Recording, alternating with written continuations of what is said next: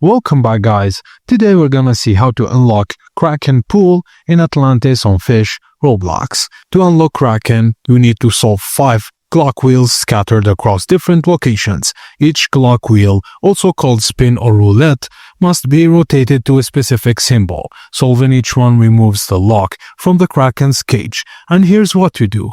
Firstly, the sunken depth clock wheel. Rotate the wheel to blue harp.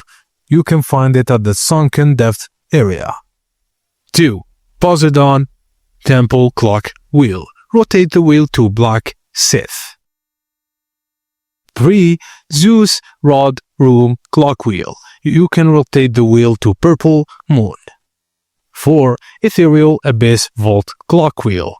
Rotate the wheel to orange helmet. And finally, Kraken Pool clock wheel, which is the final seal. Rotate the wheel to red scepter. If you make a mistake, the Kraken's tentacles will attack you, so be careful when spinning each wheel. Once all 5 wheels are correctly set, the Kraken will be unlocked and ready to catch. And that's it, guys. Thank you for watching, and please don't forget to like and subscribe for more.